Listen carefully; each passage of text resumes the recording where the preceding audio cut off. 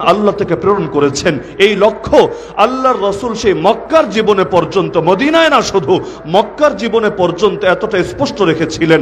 যখন এই আবু জাহাল এবং তার অন্যান্য সাঙ্গপাঙ্গরা আল্লাহ রসুলের চাচা আবু তালেবকে এসে বুঝিয়েছিল, তোমার ভাতিজাকে থামতে বলো, বিনিময়ে সে যা চায় তাই আমরা দেব। নারী চাইলে আরবের সবচাইতে সুন্দরী নারী এনে দেব, আরে সে যদি সম্পদ চায় সম্পদের পাহাড় বানিয়ে দেব, যদি ক্ষমতা চায় তাও বলে ফেলুক, তাকে দারুন নদওয়া নামক পার্লামেন্টের মেম্বার বানিয়ে নেব। আর যদি জিনে ধরে সেটাও বলুক, আমরা সবচাইতে ভালো কবিরাজ ডেকে এনে চিকিৎসা করাবো। নাউযুবিল্লাহি মিন যালিক। আল্লাহর রাসূল তাদের এ সকল কথার পরিপ্রেক্ষিতে বলেছিলেন, ফাওয়াল্লাহ, আল্লাহর কসম করে বলছি, লাউ ওয়াদাউ শামসা ফি ইয়ামিনি ওয়াল কামারা ফি ইয়াসারি আলা আন আতরুকা হাদাল আমরা মা তারাকতুহু হাত্তা ইউযহিরাহু আল্লাহ ওয়া আহলিকা দুনাহু। আরে কিসের লোভ দেখাও, কিসের স্বপ্ন দেখাও? আমার ডান হাতে যদি আকাশে সূর্য এনে দাও, বাম হাতে যদি আকাশের চাঁদটাও এনে রাখো, তবুও তুই আদর্শ আমি ছাড়ব না, যতদিন না আল্লাহ তার জমিনে তার দিনকে করবেন জিন্দা, অথবা আমি নবী হব মুর্দা।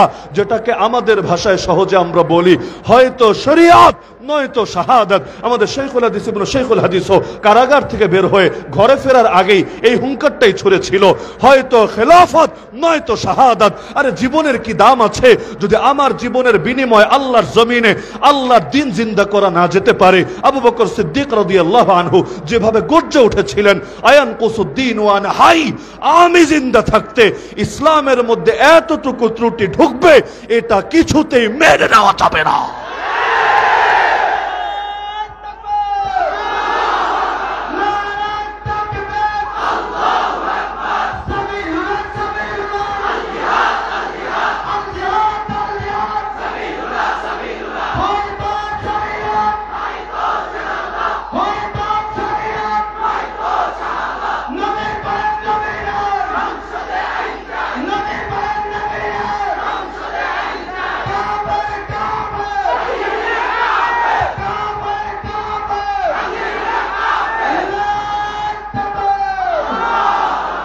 রব্বুল আলামিন কোরআন মাজিদ আল্লাহর রাসূলকে উল্লেখ করেছেন সিরাজাম মুনিরা বলে, ইয়া আইয়ুহান নবী ইন্না আরসালনাকা শাহিদান ওয়া মুবাশশিরান ওয়া নাযীরা ওয়া দাঈয়ান ইলাল্লাহি বিইذনিহি ওয়া সিরাজাম মুনিরা।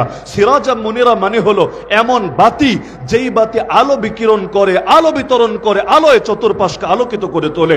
ইমাম ফখরুদ্দিন রাজি রাহমাতুল্লাহ আলাইহি তাফসীরে কাবীরের মধ্যে লিখেছেন, রব্বুল আলামিন তাকে তো চাইলে সূর্যও বলতে পারতেন, সূর্যের আলো বাতি আর প্রদীপের আলোর চাইতে বহুগুণ বেশি, কিন্তু রব তাকে সূর্য না বলে, চন্দ্র না বলে, তাকে বাতি বলে কেন উল্লেখ করলেন? তাও এমন বাতি যে শুধু আলো ধারণকারী না বরং আলো বিতরণকারী। তিনি এর কারণ বলেছেন, সূর্যের আলো অনেক বেশি, সন্দেহ নাই, কিন্তু সূর্যের আলো থেকে আমরা পৃথিবীর মধ্যে বাতি জ্বালাতে পারি না, আর ওই জামানা এটা কল্পনাও করা যেত না।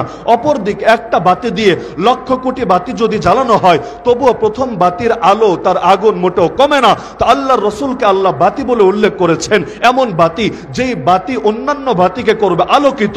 সেই আলোয় সাহাবীরা আলোকিত হয়েছেন, তাবেঈরা আলোকিত হয়েছেন, হতে হতে আমরাও আলোকিত হয়েছি। কিয়ামত পর্যন্ত মানুষ আলোকিত হতে থাকবে। এমনকি অন্ধকার দূর করার ভিন্ন কোনো উপায় নাই। অন্ধকারকে যতই আলটিমেটাম দেন, যতই হুঙ্কার ছোড়েন, অন্ধকার যাবে না, ভাগবে না, পালাবে না। অন্ধকার দূর করার উপায় এটাই, হকের আলো জ্বেলে দেন, অন্ধকার লেজ গুটিয়ে পালানোর জায়গা পাবে না। ওয়াকুল জা আল হক ওয়া যাহাকাল বাতিল ইন্নাল বাতিলা কানা যাহুকা। আপনি বলুন হক এসেছে, বাতিল দূর হয়েছে, নিশ্চয়ই বাতিল দূর হওয়ারই ছিল। আজকে বাংলাদেশে যখন আপনি জুলুম দেখেন, আপনি বৈষম্য দেখেন, নির্যাতন দেখেন, নিপীড়ন দেখেন, দুর্নীতি দেখেন, খুনোখুনি দেখেন, রক্তারক্তি দেখেন, আফসোস করেন কিভাবে অন্ধকার দূর হবে, কিভাবে সমাজটা আবার আলোয় আলোকিত হবে। আরে জবাব এই আয়াতের মধ্যেই আছে। যতই অন্ধকার দূর করতে চান, যতই বৈষম্যের বিরুদ্ধে আন্দোলন গড়ে তোলেন, যতই নির্যাতন নিপীড়নের বিরুদ্ধে হুঙ্কার ছোড়েন, কোনোদিনও দূর হবে না যতদিন পর্যন্ত আল্লাহর দ্বীনের আলো এই সমাজের মধ্যে আলোকিত না করেন। আরে আলো জ্বালিয়ে দেন, অন্ধকার এমনি বিদায় নেবে। আলো জ্বালাবেন না, অন্ধকারকে ইনভাইট করতে হবে না, আপনা আপনি এসে শিকড় গাড়বে। সুতরাং বাংলাদেশকে যদি আলোয় আলোকিত করতে চান, পৃথিবীর প্রতিটা ইঞ্চি ইঞ্চি মাটিকে যদি আলোয় আলোকিত করতে চান, উপায় একটাই, রাস্তা একটাই, আল্লাহ নবীর শরীয়তকে, আল্লাহ নবীর আনিত দ্বীনকে, আল্লাহ নবীর খেলাফত, তার প্রতিনিধিত্বকে সমাজের মধ্যে বাস্তবায়ন বাস্তবায়ন করেন, ইনশাআল্লাহ এই আলো যখন জ্বলে উঠবে, বাতিল লেজ গুটিয়ে পালাতে বাধ্য হবেই হবে।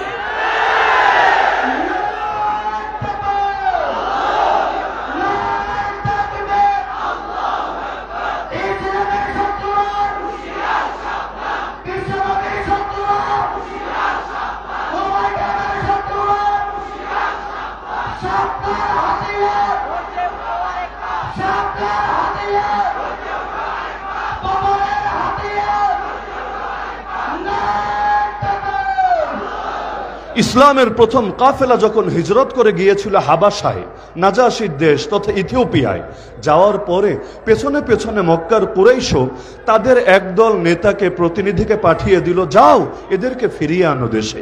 তারা গিয়ে নাজাশিকে বলতে শুরু করলো, বাদশাহ এরা জঙ্গি, এরা উগ্রবাদী, এরা মৌলবাদী, এরা টেরোরিস্ট, আমাদের দেশ তো বরবাদ করেছেই, এখন আপনাদের দেশে আশ্রয় দিলে এটাও বরবাদ করবে, এদেরকে ফিরিয়ে দেন, আমাদের হাতে আইনের শাসন নিশ্চিত করব, আমরা জঙ্গিবাদের বিরুদ্ধে দুর্বার আন্দোলন গড়ে তুলব, ওয়ার ওয়ান টেরর পরিচালনা করব।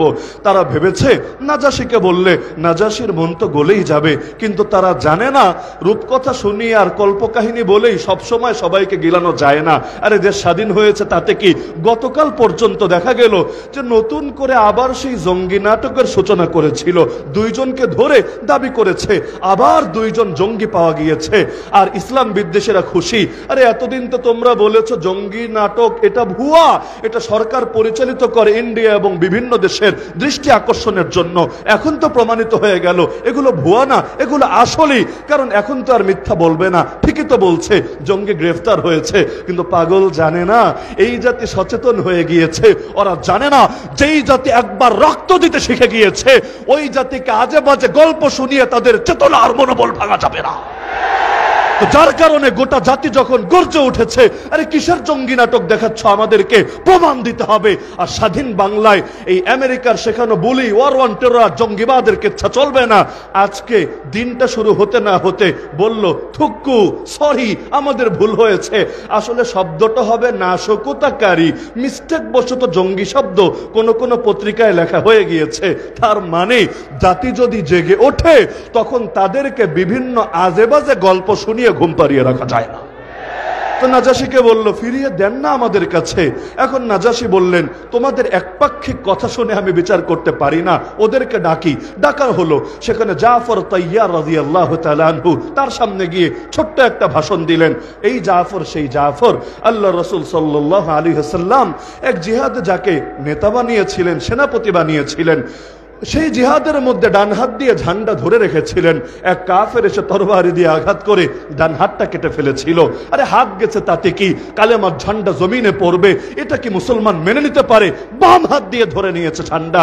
এবার জালেম এসে বাম হাতেও আঘাত করেছে, বাম হাতটাও কেটে গিয়েছে, তাতে কি, বাহু দিয়ে আগলে রেখেছে। আর অবশেষে যখন চূড়ান্ত আঘাত হয়েছে, আল্লাহর বান্দা জান কোরবান করেছে, কিন্তু শেষ মুহূর্ত পর্যন্ত চেষ্টা চালিয়েছে নিজের যত কষ্ট হোক যে কোনো মূল্যে কালেমার পতাকা, ইসলামের পতাকা, আল্লাহ নবীর দেওয়া ঝান্ডা সমুন্নত রাখবে। এই সংবাদ দুনিয়ার কেউ দেওয়া লাগলো না, জিবরিল আমিন এসে আল্লাহ রসুল সাল্লাল্লাহু আলাইহি ওয়াসাল্লামকে দিয়ে দিলেন। আল্লাহ রসুল মদিনার সাহাবীদেরকে মদিনার মসজিদে একত্রিত করে সংবাদ শোনালেন। তার চোখ থেকে পানি ঝরছিল। নবী বললেন আরে আমার জাফর আল্লাহর জন্য দুইটা হাত কোরবান করেছে, বিনিময়ে আমার আল্লাহ জাফরকে জান্নাতের মধ্যে দুইটা ডানা দিয়েছে। আমি দেখেছি আমার জাফর সেই ডানা মেলে জান্নাতে উড়ে বেড়াচ্ছে। এর জন্য নামের অংশই হয়ে গিয়েছে তৈয়ার। তৈয়ার মানে যিনি উড়ে বেড়ান। তো জাফর তৈয়ার রাদিয়াল্লাহু আনহু বাদশার সামনে গিয়ে বললেন আইয়ুহাল মালিক, হে বাদশাহ, কুন্না কওমান আহলা জাহিলিয়া, আমরা ছিলাম সেই জাতি যারা ছিলাম জাহেলিয়াতের ধ্বজাধারী, জাহেলিয়াতে লিপ্ত। নাবুদুল আসনাম, আমরা মূর্তির পূজা করতাম। আরব জাতি বহু রকম মূর্তির পূজা করত, কখনো পাথরের মূর্তির, কখনো মাটির মূর্তির, এমনকি ইতিহাস বলে কখনো খেজুরের তৈরি মূর্তি বানাতো খেজুর দিয়ে, ক্ষুধা লাগলে আবার সেটাকে খেয়ে ফেলতো, আচ্ছা রকম করে, আবার প্রয়োজন পড়লে বানিয়ে নিত খেজুর দিয়ে। আমাদের দেশে যেমন আইন যখন মনে চায় নিজেরা বানিয়ে নেয়, এই আইন দিয়ে হুজুর দমানো যাবে, এই আইন দিয়ে ইসলামপন্থীদেরকে বরবাদ করা যাবে। আবার যখন আইন গিয়ে নিজের দলের কারো গায়ে পড়ে, আস্তে করে আইনটারে গিলে খেয়ে নতুন আইন আবার প্রসব করে। তো নাবুদুল আসনাম, আমরা মূর্তি পূজা করতাম। ওয়ানাকুলুল মাইতা, মৃত প্রাণীর গোশত ভক্ষণ করতাম। ওয়ানাতিল ফাওয়াহিশ, আমরা অশ্লীল কাজে লিপ্ত হতাম। ওয়ানাকতাউল আরহাম, আমরা আত্মীয়তার বন্ধন ছিন্ন করতাম। ওয়ানুসিউল জিওয়ার, আমরা প্রতিবেশিত্বের ব্যাপারে খারাপ মন্দ আচরণ করতাম। শুধু তাই না, ওয়ায়াকুলুল কাউইয়্যু মিন্না আদ-দাঈফ, আমাদের মধ্যে যারা শক্তিশালী তারা দুর্বলদেরকে খেয়ে ফেলতো। পুরোই বাঙালি জাতির মতো অবস্থা আর কি, মাছে ভাতে বাঙালি, বড় মাছ খেয়ে নেয় ছোট মাছকে। যে যত শক্তিশালী হয় দুর্বলের উপর এসে বল খাটিয়ে নিজের বীরত্ব জাহির করে। এই দেশের মধ্যে দেখবেন যতদিন দুর্বল, হায় রে দেশপ্রেম, হায় রে মুক্তিযুদ্ধের চেতনা, হায় রে স্বজন হারানোর বেদনা, ডায়লগ আর ডায়লগের শেষ নাই। কিন্তু যেই মাত্র ক্ষমতার গদিতে এসে বসে তখন আর ডায়লগ মনে থাকে না, বুলি মনে থাকে না। আর সবচাইতে বড় আফসোস লাগে, আরে হাতি হয়ে লাগতে আসে পিঁপড়ার লগে, অস্ত্র আছে, বাহিনী আছে, দলীয় গুন্ডা আছে, সব আছে, আর এসে আলেম ওলামার সঙ্গে টক্কর লাগিয়ে নিজেদের বীরত্ব জাহির করার চেষ্টা করে। পাগলরা ভাবে এই হুজুরদেরকে জেলে ভরে রাখলেই মনে হয় আগামী বাংলাদেশে শান্তিতে দেশ পরিচালনা করা যাবে। কিন্তু আমার দিল সাক্ষ্য দেয়, আমার কাছে দলিল নাই, আমার দিল সাক্ষ্য দেয় 2001-এ যে হলুদ কার্ড খেয়েছে আর 2024-এ এসে যে লাল কার্ড খেয়ে পালাতে বাধ্য হয়েছে, আমার দিল সাক্ষ্য দেয় ওলামায়ে উম্মতের শানে, ওলামায়ে উম্মতের শানে বেয়াদবি করার কারণেই ফল হয়েছে। 2000 আর 1999-তে শাইখুল হাদিস সাহেব, মুফতি আমিন সাহেব রহমতুল্লাহ আলাইহি, ওনাদের সাথে যে বেয়াদবি করেছে, এর কারণে রব প্রথমে হলুদ কার্ড দেখিয়ে বুঝিয়েছে এখনো সময় আছে, মাথা ঠান্ডা কর, এখনো সময় আছে, ভণ্ডামি আর বেয়াদবি ছাড়। কিন্তু হলুদ কার্ডে কাজ হয় নাই, আবার বেয়াদবি শুরু করেছে। 21 সালে এসে 1400 জনের বেশি একসঙ্গে নিয়ে জেলে ভরেছে। ভেবেছে ওদের সাথে কে আছে, কে ওদেরকে রক্ষা করবে। আল্লাহর কসম, যে 1 বছর কাশিমপুরে ছিলাম, আরে গভীর রাতে যখন এই মুরব্বী আলেমদেরকে বলতে শুনতাম, কখনো 3টা, কখনো 3:30, কখনো 4টা, হঠাৎ করে চিৎকার শুনতাম, তাহাজ্জুদ শেষে মোনাজাতে বসে বলছে আল্লাহ। আরে এমন একটা গভীর আওয়াজ বের হতো, দিল সাক্ষ্য দিত এই বদদোয়া যার গায়ে লেগেছে, আরে ওর পতন হবেই হবে।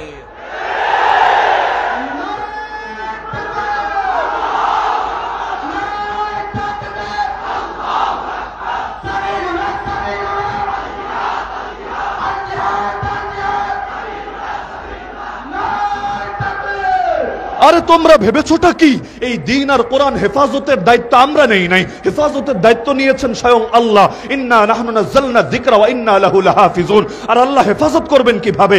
মাধ্যম তো বহুত আছে, কিন্তু আল্লাহ সর্বপ্রধান মাধ্যম বানিয়েছেন বান্দার সিনাকে। তার মানে আল্লাহ কোরআন হেফাজত করবেন কোরআন ওয়ালাদেরকে হেফাজত করার মাধ্যমে। সুতরাং যারাই আসবে কোরআন ওয়ালাদেরকে নিশ্চিহ্ন করার জন্য, আরে তাদের নাম ফেরাউন হোক, হামান হোক, নমরুদ হোক, কারুন হোক, আবু জাহাল হোক, আবু লাহাব হোক, আর এই সমস্ত ফ্যাসিস্ট ডাইনিবুরি হোক, নাম যাই হোক না কেন, ওদের নাম নিশানায় যাবে হারিয়ে।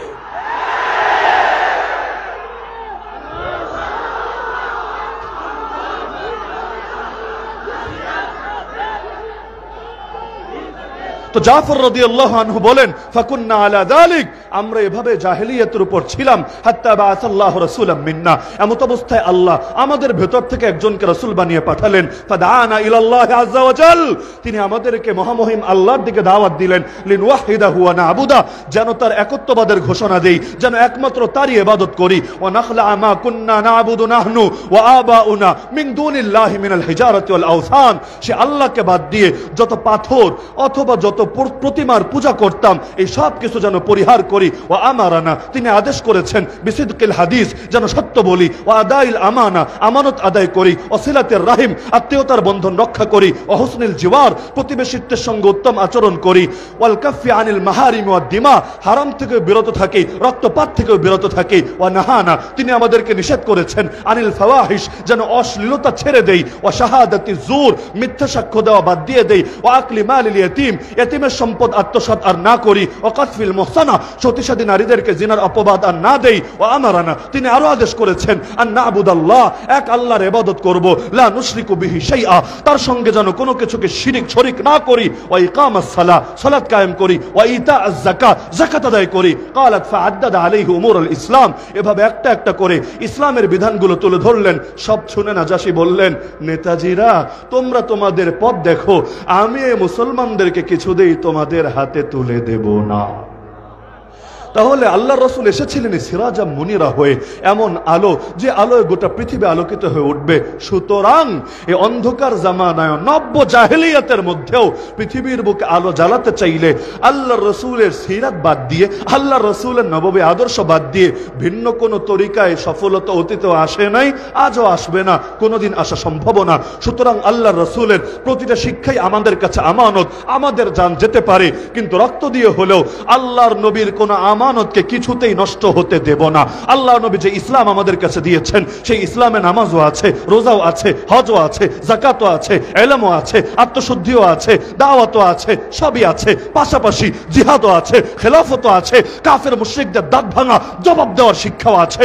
সুতরাং এই পুরো কোরআনই তো আমানত, নবীর পুরো আদর্শই তো আমানত। তো এখন নামাজের কথা বললে ভালো বলবা, রোজার কথা বললে ভালো বলবা, ইলমের দাওয়াত দিলে ভালো বলবা, আর আত্মশুদ্ধির কথা বললে ভালো বলবা, আর জিহাদের কথা বললে জঙ্গি বলবা, খেলাফতের কথা বললে উগ্রবাদী বলবা। আল্লাহর কসম তোদের চোখে যদি জিহাদ উগ্রবাদ হয়, তোদের চোখে যদি খেলাফত সাম্প্রদায়িকতা হয়, তোদের চোখে যদি আল্লাহর নবীর আদর্শ টেররিজম হয়, আল্লাহর কসম, আল্লাহর কসম, আল্লাহর কসম তোদের সব গালি মাথা পেতে নিতে রাজি আছি। যেই গালি মনে চায় সেই গালি দে, কিন্তু আমরা কোনো কিছুর বিনিময়ে নবীর কোন আদর্শ ছাড়তে রাজি না।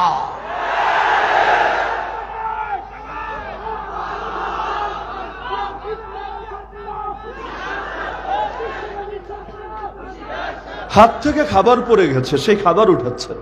এটা কি এমন আহামরি বিধান? ফরজও তো না, ওয়াজিবও তো না, এমন না যেটা না করলে ঈমান শেষ হয়ে যাবে, যেটা না করলে ফাসেক হয়ে যাবে। বাদশার সামনে বসে খাচ্ছেন, খাবার পড়ে গেছে, সেই খাবার উঠাতে শুরু করেছেন। পাশ থেকে বলে, আরে এই রাজা বাদশার দরবার এটা, এখানে এক লুকমা খাবার পড়লে কেউ উঠায় না, উঠালে বলবে ফকির নির্পুত, জীবনে ভালো খাবারও মনে হয় চোখে দেখে নাই। সেই সাহাবী বলে, আরে কিসের কথা বলো আমাকে? আতরুকু সুন্নাতা হাবিবি লিহাউলাইল হুমাকা, এই গর্দবদের জন্য আমি আমার হাবিবের সুন্নাত ছেড়ে দেব নাকি? সারা দুনিয়া যারা জঙ্গিবাদে ভরে তুলেছে, ওরা যদি দিন শেষে আমাদেরকে জিহাদের পক্ষে থাকার কারণে জঙ্গিবাদী বলে, আমরা বলবো তোরা গালি দিতে দিতে দিতে মুখে ফেনা তুলে ফেল, তোদের গালি আমাদেরকে কিছুতেই আল্লাহর দিন থেকে সরাবে না। জঙ্গিবাদ মানে যদি হয় ধর্মের নামে সন্ত্রাস, তাহলে ইহুদি বাদীরা, ইসরায়েলের হানাদাররা জঙ্গি হবে না কোন দুঃখে? কোন দেশের বিজ্ঞান, কোন দেশের ফিলোসফির আলোকে এটা যুক্তিতে ধরে আমাকে এসে বুঝান।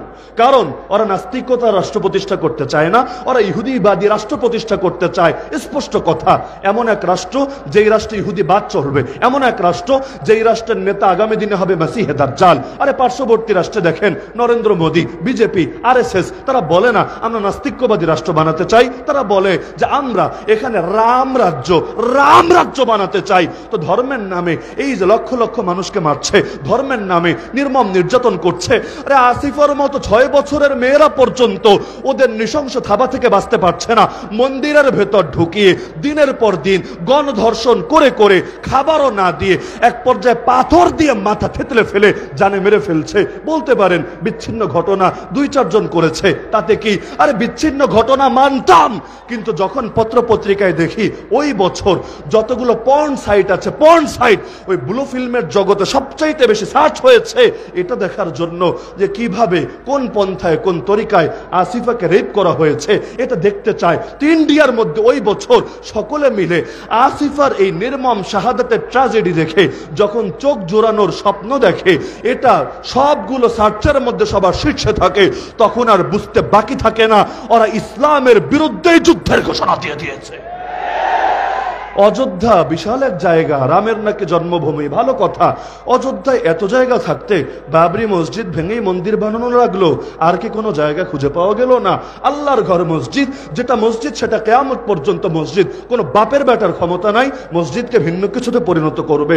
আল্লাহর রাসূলের জামানায় কাবাতুল্লাহ বাইতুল্লাহর মধ্যেও তো 360টা মূর্তি ঢুকানো হয়েছে, কিন্তু 360 মূর্তি ঢুকেছে বলে তা মসজিদ থেকে মন্দির হয়ে যায় নাই, গির্জা হয়ে যায় নাই, প্যাগোডা হয়ে যায় নাই। যা মসজিদ তা মসজিদই থাকবে। যার কারণে আল্লাহ নবী মক্কা বিজয়ের পর একটা মূর্তিও বাকি রাখেন নাই, মূর্তিও বিদায় করেছেন, ভাস্কর্যগুলো বিদায় করেছেন, সেখানে দেয়ালে দেয়ালে যে চিত্র আঁকা ছিল সেগুলোকে প্রলেপ দিয়ে মুছে দিয়েছেন। তার মানে কি যে মসজিদ মসজিদই থাকবে, হাজার মূর্তি ঢুকালেও মন্দির হবে না। তো যা বাবরি মসজিদ ছিল কিয়ামত পর্যন্ত তো মসজিদই থাকবে। আরে বিল্ডিং একটা না 10টাও যদি ভাঙো, মূর্তি একটা না লক্ষটাও যদি ঢুকাও, তবুও কোনোদিন মুসলমান এটাকে মসজিদ ছাড়া ভিন্ন কোনো কিছু কল্পনা করবে না। আজকে দুর্বল তাই মুসলমান কিছু করতে পারছে না, সর্বোচ্চ প্রতিবাদ করছে, কিন্তু এ কথা বলতে কোনো ভয় নাই, কোনো দ্বিধা নাই, কোনো সংকোচ নাই, কোনো লজ্জা নাই, কোনো বাতিলের মুখের দিকে তাকিয়ে কোনো কার্পণ্য নাই। ইনশাআল্লাহ যেদিন মুসলমান ক্ষমতা পাবে, যেদিন মুসলমান শক্তিশালী হবে, তারা আবারও বাবরি মসজিদকে আবাদ করবেই করবেই করবে ইনশাআল্লাহ। তাহলে এই যে আল্লাহর ঘর ভেঙে মন্দির বানালো, ধর্মের নামে ধর্মের চেতনা লাগিয়ে তো করলো, ওদেরকে জঙ্গিবাদী কেন বলা হবে না আমাকে বলেন? এমনকি আমি আজকে লক্ষ জনতার সামনে বার্তা দিতে চাই, আগামী বাংলাদেশেও জঙ্গি শব্দের যাচ্ছে তাই ব্যবহারের সুযোগ নাই। যদি জঙ্গি শব্দ ব্যবহার করতেই চাও, সব সাংবাদিক, সব সাংঘাতিককেও বলছি, সাংবাদিকরা টানছে কেন এখানে? কারণ গ্রেফতার করতে দেরি, ওদের পত্রিকায় গালি মারতে দেরি না। কে জঙ্গি কে সন্ত্রাসী এটা বিচার করার দায়িত্ব যদি সাংবাদিকের হয়, আদালতের কাজকে আমাকে বুঝান। এই যে আলেম একজন গ্রেফতার করে বুকের মধ্যে একটা লাগিয়ে দিবে জঙ্গি, সামনে কয়টা কিতাব রাখবে, কি কিতাব? এর মধ্যে ফাজাইলে আমলও দেখবেন, এর মধ্যে আল্লাহ রাসূলের জীবনীও দেখবেন, এর মধ্যে এশো আরবি শিখিও দেখবেন, রেখে লিখবে জিহাদি বই, জঙ্গি বই। বাহ! আরে এই যে পুলিশ তুমি ধরে ট্রায়াল করলা, বিচার করার দায়িত্ব তো ভাই তুমি পুলিশের না। যদি পুলিশে বিচার করে, আদালতের দায়িত্ব কি? গ্রেফতার করার পর 24 ঘন্টার ভেতর ম্যাজিস্ট্রেটের সামনে হাজিরের প্রয়োজন কি? তোমার কাজ শুধু অভিযোগ দায়ের করা। অভিযোগ ভিন্ন জিনিস আর ট্যাগ লাগিয়ে দেওয়া ভিন্ন জিনিস। এই এক জঙ্গি ট্যাগের কারণে কত আলেমের কত ক্ষতি হয়েছে, এক জঙ্গি ট্যাগের কারণে কত ছাত্রের শিক্ষা জীবনটাই বরবাদ হয়ে গেছে, এক জঙ্গি ট্যাগের কারণে এই বাংলার বুকে হাজার হাজার সাধারণ যুবক জনতার গোটা জীবনটাই তছনছ হয়ে গিয়েছে। তাহলে এখন ধরবা আর ধরেই জঙ্গি লাগিয়ে দিবা। আর এটা যদি আদালত অবমাননা না হয়, আদালত অবমাননা কাকে বলে? আমরা তো ধরেই কাউরে চোর বলতে পারি না, ডাকাত বলতে পারি না, সর্বোচ্চ অভিযুক্ত বলতে পারি, অপরাধী বলতে পারি না। কে অপরাধী আর কে অপরাধী না বিচার করার দায়িত্ব হলো আদালতের, বিচার করার দায়িত্ব হলো বিচারকের। অন্য কেউ যদি বিচারক সাজে, সে আদালত অবমাননার দায়ে দায়ী হবে। এই যে আলেম ওলামারে জেল খাটানো হলো, এখন আদালত অনেককে বেকসুর খালাস দিয়ে দিচ্ছে। মামলার যখন আবেদন করছে চার্জ গঠনের জন্য, ওই সময় ডিসচার্জ তাদেরকে করে দিচ্ছে। তার মানে আদালত বলছে নিরপরাধ। তো তোমরা যে 100 পত্রিকায় রিপোর্ট করলা, তোমরা যে 200 সাংবাদিক মিলে টেলিভিশনে তার ইজ্জত খেলা, এটার কি হবে? আরে ভাই, এমন কাজ করার কি দরকার যেটার জন্য 2 দিন পর লজ্জিত হতে হবে? 2 দিন আগে মামুনুল হক নিয়ে ট্রায়াল ট্রায়াল ট্রায়াল, কত গালি, কত কথা, এমনকি নামটা পর্যন্ত শ্রদ্ধার সাথে পত্রিকায় নিত না। আজকে যখন মাইক একটা হাতে নিয়ে, ক্যামেরাগুলো পিছনে নিয়ে ঘন্টার পর ঘন্টা একটা বাক্য শোনার জন্য দাঁড়িয়ে থাকো, তখন লজ্জা লাগে না? তখন বিবেকে বাঁধে না?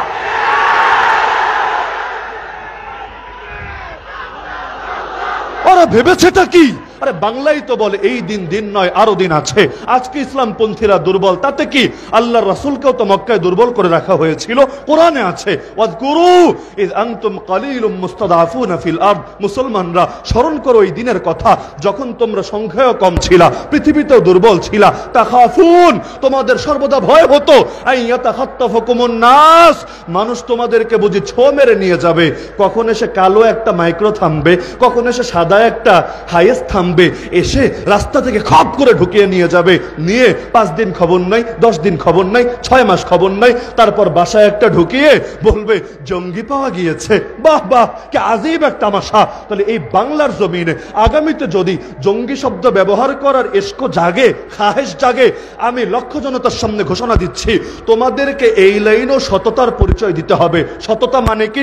যদি বলো ধর্মের নামে, আদর্শের নামে সন্ত্রাস করলে সেটাকে জঙ্গিবাদ বলে, তাহলে নাস্তিক যে কয়টা আছে, নাস্তিক্যবাদের নামে যারা সন্ত্রাস করে, যারা গালিগালাজ করে, যারা আমার প্রিয় নবীকে নিয়ে কটূক্তি করে, আর এমনকি যারা ভিন্ন ধর্মের লোক, ধর্মের নাম আমি টানতে চাচ্ছি না, ওরা যত রাহাজানি করে, ওরা যত অগ্নি সন্ত্রাস করে, ওরা যত খুনোখুনি করে, এগুলোকেও জঙ্গিবাদ বলে চালাতে হবে। ওদেরকে গ্রেফতার করেও জঙ্গি নামে আখ্যায়িত করতে হবে। আর যদি দেখি খালি দাড়ি টুপিওয়ালা, আর যদি দেখি খালি মাদ্রাসা পড়নেওয়ালা, আর যদি দেখি খালি আলেমা ছাত্র জনতার সামনে জঙ্গি শব্দ ব্যবহার করা হয়, ইনশাআল্লাহ সুম্মা ইনশাআল্লাহ এই জাতি তোমাদেরকে এমন ভাবে রুখে দেবে, তোমরা হেলিকপ্টারে করেও পালাতে পারবে না। আরে তোমাদেরকে নির্মম ভাবে লজ্জিত হতে হবে। তাহলে আল্লাহর রাসূল সাল্লাল্লাহু আলাইহি ওয়াসাল্লাম আমাদেরকে এক আদর্শ দিয়ে গিয়েছেন। আমাদের কাজ জাস্ট নবীর আদর্শ হুবহু অনুসরণ করা, যুক্তির পেছনে, অন্ধত্বের পেছনে না ছুটা। যুক্তির পেছনে তো ইবলিস ছুটেছিল। আল্লাহ বললেন সেজদা দে, ইবলিস বলল সেজদা দিব না। কেন দিবি না? আনা খায়রুম মিন, আমি হলাম উত্তম, নবী হলো অধম। বাহ, সাহসটা কত বড়! আমি হলাম উত্তম, নবী হলো অধম। কেন? খালাকতানি মিন নার ওয়া খালাকতাহু মিন তিন, আমাকে সৃষ্টি করেছো আগুন থেকে, তাকে সৃষ্টি করেছো মাটি থেকে। আজকের যুগে কিছু মানুষ মাদ্রাসায় পড়ে নাই, জেনারেল লাইনে পড়েছে, মাওলানা মুফতি হতে পারে নাই, বড় ডক্টর, বড় বুদ্ধিজীবী, বড় কিছু হয়ে গিয়েছে। এখন যদি বলা হয় আলেমের পরামর্শ শোনো, বলে আলেম দিয়ে কি হবে? নাহনু খায়রুম মিনহুম, আমরা তাদের চাইতে উত্তম। ওদের সুরে আর ইবলিসের সুরে কি পার্থক্য থাকে? যত বড় বিদ্বান হও, যত বড় শিক্ষিত হও, যত বড় জ্ঞানী গুণী হও, আরে আলেম তথা নবীর ওয়ারিসদের থেকে কোরআন সুন্নাহর আলোকে যদি তুমি সিদ্ধান্ত গ্রহণ না করো, পরামর্শ গ্রহণ না করো, তুমি ব্যর্থ হবাই হবা, ব্যর্থ হবাই হবা। কারণ রহমত আল্লাহর হাতে, বরকত আল্লাহর হাতে, নুসরাত আল্লাহর হাতে, শান্তি আল্লাহর হাতে, মুক্তি আল্লাহর হাতে, হায়াত আল্লাহর হাতে, মৌত আল্লাহর হাতে। সবই যখন আল্লাহর হাতে, বাতিলের দালালিতে জীবন চলবে কোন দুঃখে? আমেরিকার হাতে শান্তি নাই, জাতিসংঘের হাতে বরকত নাই, চীনের হাতে মুক্তি নাই, ইন্ডিয়ার হাতে কোনো কিছু নাই। সব কিছু আছে একজনের হাতে, নাম তার আল্লাহ। আর সেই আল্লাহকে নারাজ করে কেউ কখনো ভালো থাকতে পারে না, আর সেই আল্লাহকে রাজি করে কেউ কখনো খারাপ থাকে না। হ্যাঁ, বলবেন আল্লাহকে নারাজ করে কতজন ভালো থাকে, কতজন কত সুখে শান্তিতে থাকে? হ্যাঁ থাকে। আল্লাহ যখন সাময়িক ঢিল দিয়ে থাকে, যখন আল্লাহ ধরে, ইঁদুরের গর্তে গিয়েও পালানোর জায়গা খুঁজে পায়। দেখেন না, দেশের বর্ডার ক্রস করে আরেক দেশের মধ্যে ঢুকে কলাপাতায় আরামে শুয়ে থেকেও নিস্তার হয় না, পাবলিক সেখান থেকে এনে পর্যন্ত এমন মারা মারে, জনমের তরে জিনিসপাতি নাকি পর্যন্ত ফাটিয়ে ছাড়ে। তাহলে এটা আবার কেমন ভালো থাকা, এটা আবার কেমন ইজ্জত থাকা? আমরা জেলে থেকেছি, কষ্ট করেছি, কত সত্য। কেউ 3 বছর থেকেছেন, কেউ 10 বছর থেকেছেন, কেউ লাশ হয়ে বের হয়েছেন, কেউ নিজের হাঁটুকটা এমন ভাবে অবস্থা হয়েছে আর কখনো হয়তো ঠিকভাবে হাঁটতেও পারবেন না, কারো কোমর এমন ভাবে শেষ হয়েছে আর হয়তো কোনোদিন সুস্থ হবেন না। কিন্তু আল্লাহ যে ইজ্জত তাদেরকে দিয়েছেন, যে সম্মান তাদেরকে দিয়েছেন, ক্ষমতায় নাই তাও তাদেরকে দেখার জন্য মানুষ মুখিয়ে থাকে। আরে তোমরা শাহবাগে বিরিয়ানি বিতরণ করেও কয়জন লোক পাও? আজকের ধোপখোলা মাঠের চিত্র দেখো, তাওহীদি জনতা এই রোদের মধ্যে, গরমের মধ্যে বসার জায়গা পাচ্ছে না, তারপরও মানুষকে জায়গা দেওয়া যাচ্ছে না। কি বুঝলা? এই দেশ ইসলামের, এই দেশ কোরআনের, এই মাটির পরতে পরতে ইসলাম মিশে আছে। জুলুম করে, হামলা করে, মামলা দিয়ে তোমরা এই জমিন থেকে কখনোই ইসলামকে নিশ্চিহ্ন করতে পারবে না।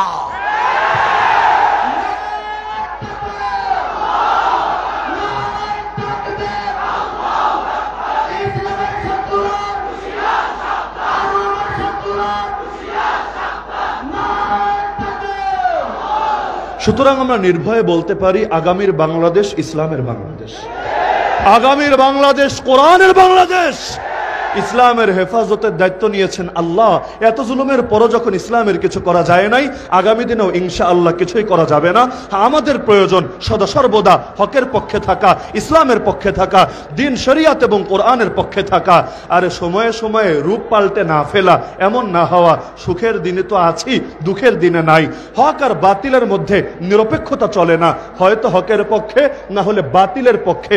মাঝামাঝি হতে যায়ও না, ঘোরাও না, গাধাও না, এটা আবার কোন হালুয়া। তো মাঝামাঝি হতে যেও না। কিছু লোক এখন নতুন করে এসে, এটা বলে আমি আলোচনার ইতি টানছি, হযরত চলে এসেছেন। কিছু লোক এখন নতুন করে এসে ধর্মনিরপেক্ষতার স্লোগান উচ্চকিত করতে শুরু করেছে। এত রক্ত দিয়েছি, এই রক্তের লাশ ধরে রাখতে চাইলে ধর্মনিরপেক্ষ বাংলাদেশ গড়ে তুলতে হবে। আল্লাহর কসম, এই ক্ষেত্রে নিরপেক্ষ শব্দ ভণ্ডামি ছাড়া কিছু না।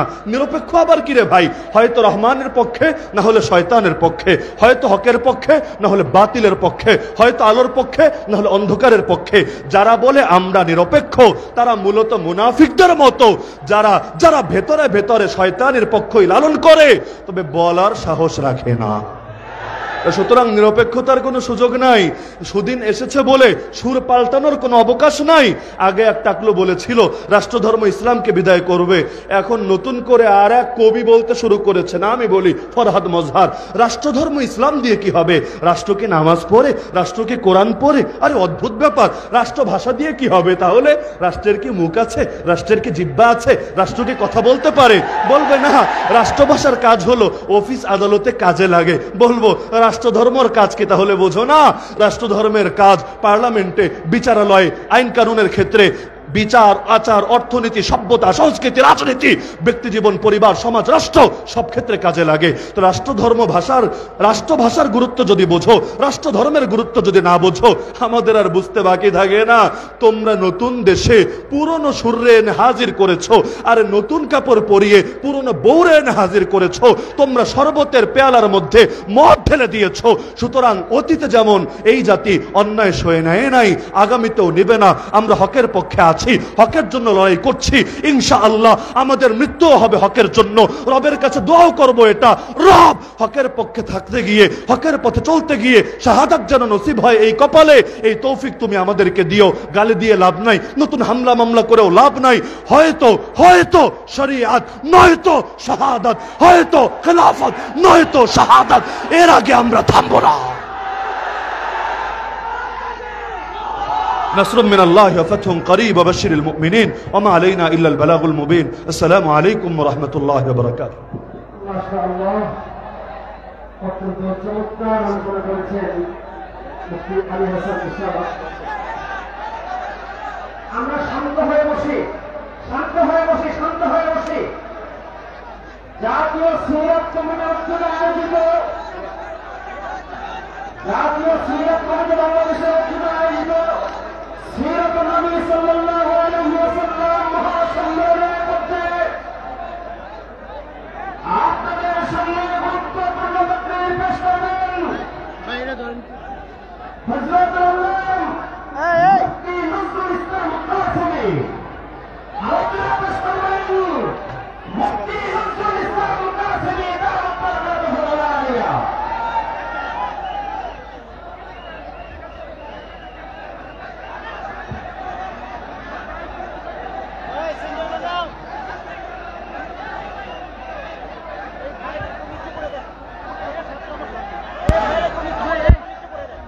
السلام عليكم ورحمة الله وبركاته.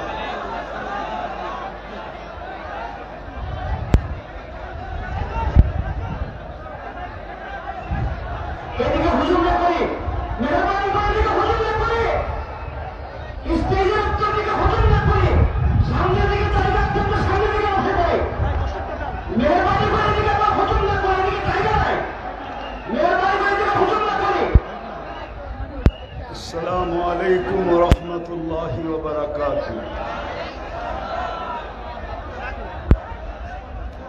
কথা শুরু করার আগে